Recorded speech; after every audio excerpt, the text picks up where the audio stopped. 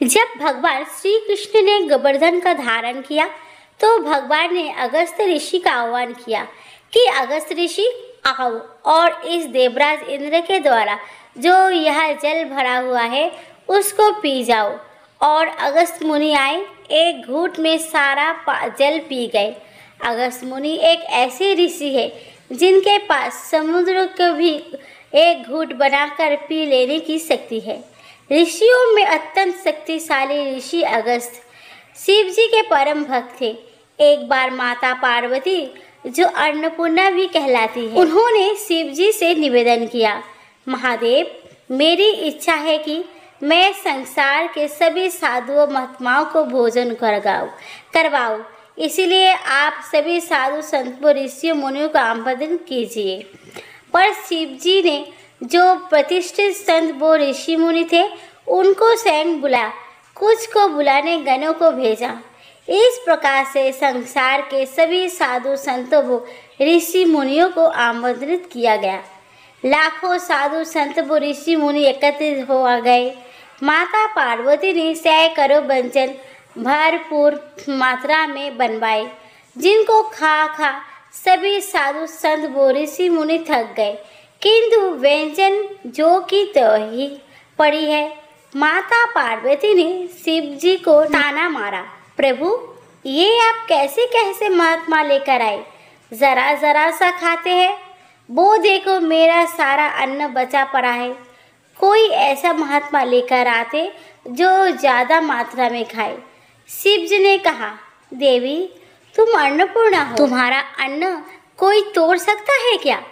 माता पार्वती ने कहा, नहीं, मुझे तृप्त नहीं हुई, मैं दोबारा ब्रह्म भोज देना चाहती हूँ और इस बार ऐसे महात्मा बुलाकर लाना जो कम से कम एक परक तो खाए। शिव जी ने देखा कि पार्वती के मन में अन्नपूर्णा होने का अभिमान जागृत हो गया है, तो अभिमान थोड़ा हिलाना पड़ेगा। शिव जी सीधे अपने परम भक्त अगस्त्य ऋषि के पास गए और निमंत्रण दिया कि हमारा आतिथ्य स्वीकार करें। मेरी प्रिय भार्या ने ढेरों व्यंजन बनाए हैं, आपको भरपेट खाना है। अगस्त्य ऋषि ने आश्चर्य से कहा, प्रभु, ये आप कह रहे हो? महादेव बोले, हाँ, ये मैं कह रहा हूँ। आपको भरपेट खाना है तो ठीक है, चलो। माता पार्वती ने और भी ज़्यादा व्यंजन बनाए। अगस्त्य ऋषि जाकर बैठ गए। माता भोजन लाए, बहुत भूख लगी है।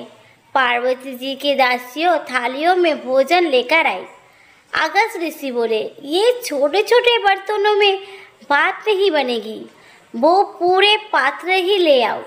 अगस्त्य ऋषि एक बार में ही पूरा पात्र खाली कर देते और लाओ, कुछ ही देर में अन्नपूर्णा की व्यवस्था चरमरा गई।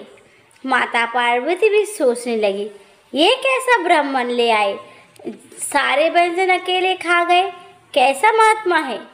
लेकिन माता पार्वती ने हार नहीं मानी, फिर से रसोई लगवाई, दोबारा बनवाया, दोबारा खाली कर दिया, तीसरी बार बनवाया, तीसरी बार भी खाली कर दिया। पेट भरने में नहीं आ रहा।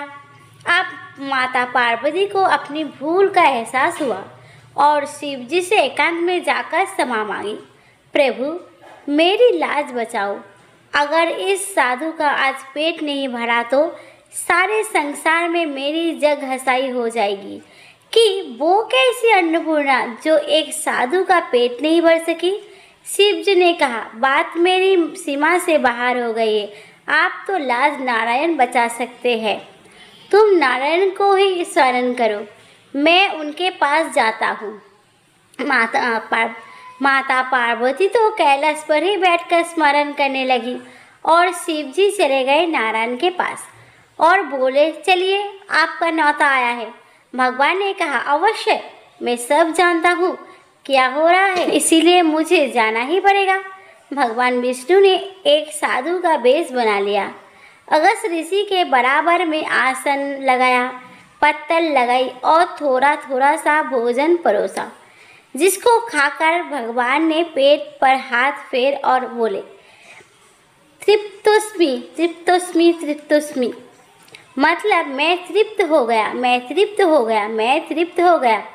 और जब जगन्नाथ तृप्त हो जाते हैं तो जगत तो अपने आप तृप्त हो जाते हैं।